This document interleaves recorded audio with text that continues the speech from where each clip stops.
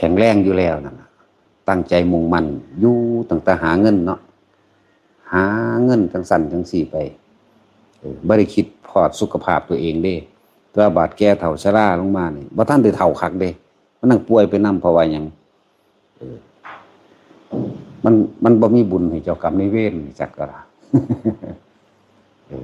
อันนี้เป็นความจริงเด้คนที่เขาวัดไปพร้อมฟังธรรมไปพร้อมปฏิบัติธรรมไปพร้อมปุ๊บคนพวกนี้สิบ่ค่อยป่วยหาเงินก็เก็บเงินได้เด้คนพวกนี้สิเป็นเรื่องจริงเด้แต่ว่าคนบางพวกคือบ่เข้าวัดบ่ได้ฟังธรรมอีหยังเลยนี่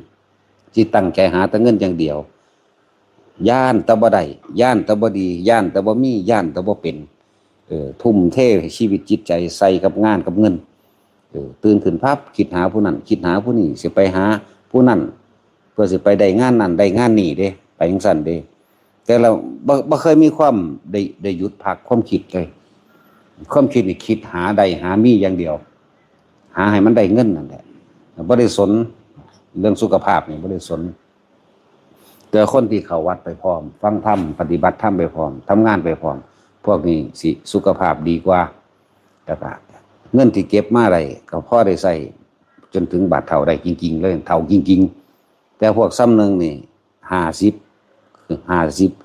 40กว่าขึ้นไปหา50สิเอาเงินที่ไปหานั่นแหละมารักษาสุขภาพตัวเองเข้าใจบ่ล่ะมันสิเป็นสันอีหลีเด้ส่วนคนเข้าวัดฟังธรรมทำบุญทำทานนั่นนี่เขาสิมีความสงบเขาสิมีบุญเกิดเขาสิอุทิศบุญเป็นพร้อมอุทิศบุญให้เจ้ากรรมนายเวรให้ญาติทั้งหลายผู้ล่วงลับก็แล้วแต่หรือเทวดาหรือยังก็แล้วแต่นี่ตัวนี้ตั้งหากตัวที่พวกเชื้อโรคในกายมันมาจากไสกันมาจากกรรมเก่านั่นแหละขันธ์5นี่เป็นตัวรองรับเป็นภาชนะรองรับกรรมเก่าทั้งเบิดที่เฮาเฮ็ดไว้เด้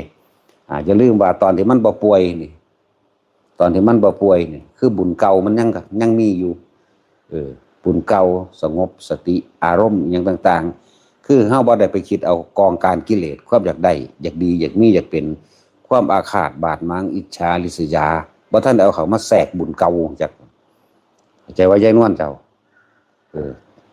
บ่ทันได้เอาเขามาแทรกเพราะว่าความอยากได้แสวงหาเมื่อแสวงหาไปคุยกับผู้นั้นบริษัทนั้นคนนี้เกิดบ่ได้ดังใจศูนย์ถกเถียงซึ่งกันและกันนั่นแหละที่ว่าอกุศลกรรมเก่ามันสิแทรกเข้ามาตามความคิดที่พวกเฮาให้ช่องพวกเจ้าว่างคิดบ่ดีเองคือถ้าบ่ได้ดังใจกูสิศูนย์ขึ้นโลดกูสิใส่ร้ายกูสิหักล้างหาขอความนั้นนี่มาหักล้างเพื่อให้เขาตกต่ำที่ไหนได้ตัวเองตกต่ำนั่นแหละที่นำมาของโลกทั้งหลาย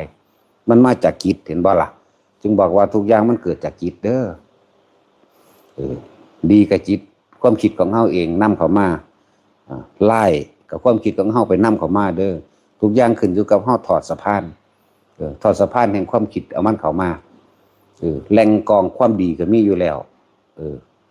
คือการมาให้ทานฟังธรรมภาวนาสวดมนต์ไหว้พระนี่ท่อแห่งความดีความคิดถึงลำเลียงตัวนี้มานี่ท่อแห่งความเลวร้ายอิจฉาริษยาด้วยอยากได้อยากดีอยากมีอยากเป็นบ่ได้ดังใจก็สินำท่อลำเลียงตัวนี้เข้ามาเนี่ยมิจฉากับสัมมานี่จักบ่ล่ะเอิ้นว่าท่อลำเลียง พวกเจ้ามันนำเข้ามาเอาเอง